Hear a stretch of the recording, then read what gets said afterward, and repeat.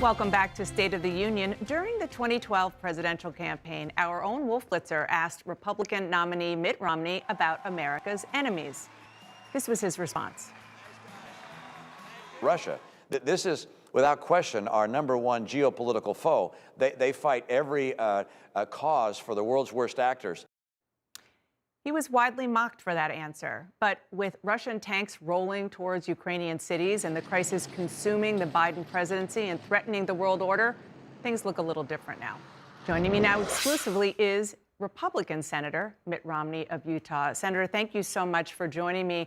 I want to start with the news this morning, just minutes ago, which is that the Ukrainian president announced that Ukrainians and Russians will meet at the Belarus border. Do you see that as a good sign? Well, let me just pause for a moment before I answer that and just note the extraordinary courage of the Ukrainian people.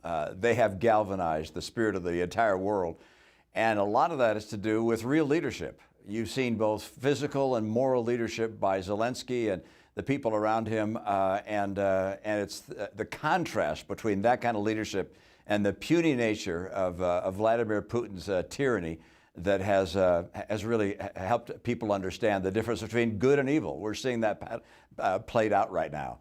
As for the prospects of discussions at the border, look, I hope and I believe that Putin may well finally recognize that he made a huge error, that he was badly miscalculated how hard the people of Ukraine would fight, and the nature of the world's response.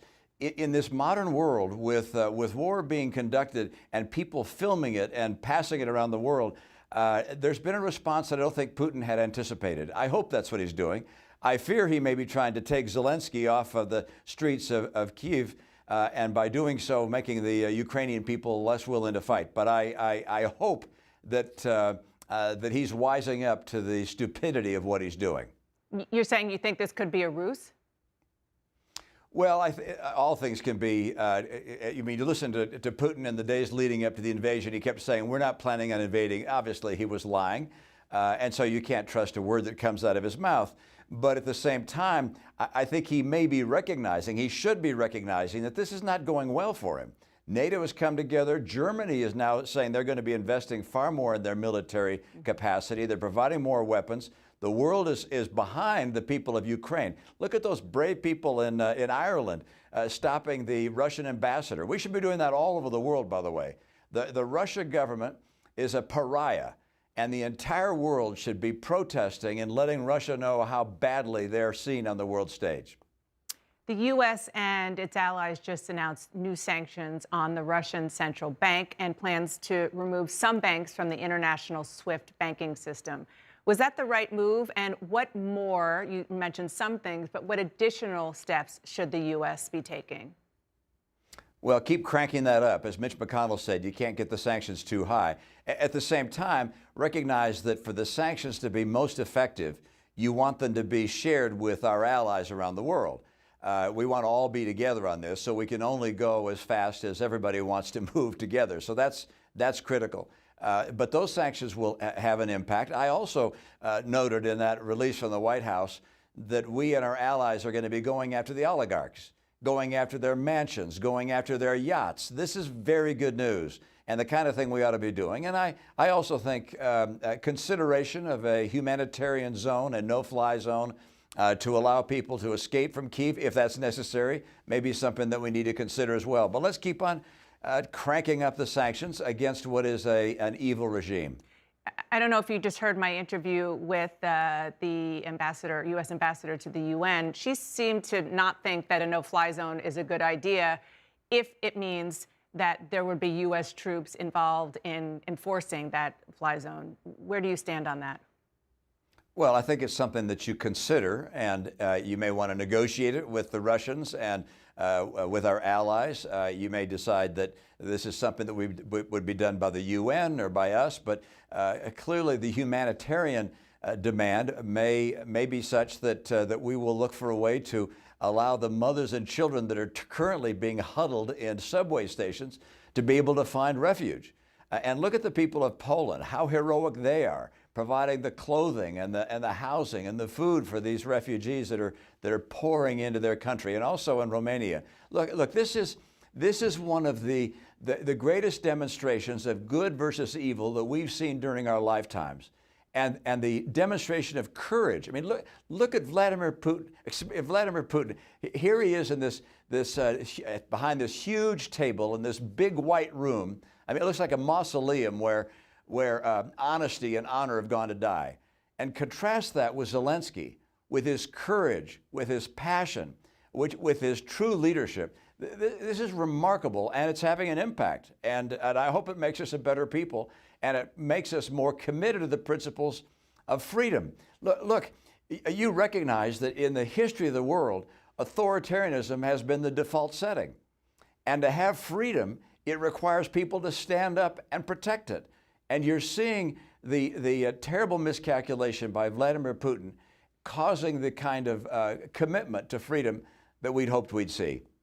I just want to go back in time a little bit, Senator. Do you think it was a mistake for President Biden to rule out U.S. troops on the ground instead of trying to use what's known as strategic ambiguity to deter Vladimir Putin from invading in the first place?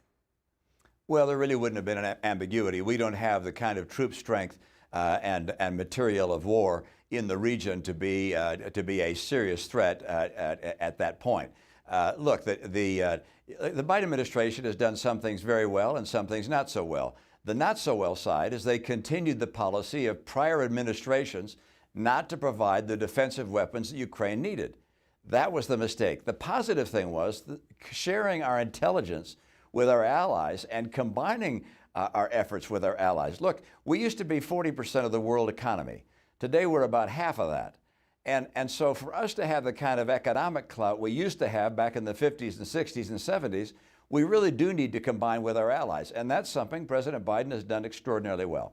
I want to play an exchange that you had in a presidential debate with then President Obama. You were running to defeat him. That was 10 years ago in 2012. I want you to listen to that, and we'll talk on the other side.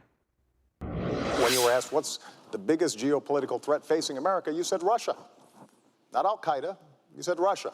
In the 1980s are now calling to ask for their foreign policy back because the Cold War's been over for 20 years. I have clear eyes on this. I'm not going to wear rose-colored glasses when it comes to Russia or Mr. Putin. I don't need to tell you that you were mocked for saying that. Thoughts now? Well, first of all, politics is an extraordinarily interesting game. As you know, President Obama didn't quote what I actually said. What I said was Russia was a geopolitical foe. I didn't say they were a threat. And a geopolitical foe they obviously were and continue to be because Russia continues to fight us in every venue they have. They support the world's worst actors, whether Assad in Syria, Maduro in Venezuela, Kim Jong-un in North Korea. This is what they do. They basically poke us in the eye everywhere they can. China is the greatest threat to us long term, economically, militarily. And Russia, in a lot of respects, is circling the drain, given their shrinking population, their weak economy. John McCain used to joke that Russia is a gas station parading it's a nation. So, but they are a geopolitical adversary, poking us where they can, as I've said. And I don't look back so much and worry about what is said during a political campaign. What does concern me is that we've had president after president, not just President Obama, President Trump, President Bush, who were resetting relations with Russia, hoping as they looked at the eyes of Vladimir Putin, they could see a responsible person. And John McCain was right. He said he looked into Vladimir Putin's eyes and saw the KGB. And that's what we're seeing. A small, evil, feral-eyed man who is trying to shape the world in the image where, once again, Russia would be an empire. And that's not going to happen. And the people of the world see him and see Russia for what it is, and they're saying, no, we will fight for freedom. And what we're seeing is inspiring, it is powerful, and it will help change the world in a positive way. Well, given the way you just described Vladimir Putin, how worried are you that he is going to try to invade other non-NATO countries in the region, Finland, for example, or even NATO allies like Poland? Well, every tyrant will judge what next step they take based upon the response to the last step. Now, of course, in the past, he invaded Georgia. He invaded Ukraine by going into Crimea. He has obviously gone into our elections and attacked our cyber systems. And in each of these things, our response was tepid. And as a result, he feels emboldened to go into Ukraine. We finally are saying no. And in part because of people with phones and courage from the people of Ukraine, the world recognizes the difference between good and evil here. And this, I think, is going to reset his calculation of what he would do. But let there be no confusion.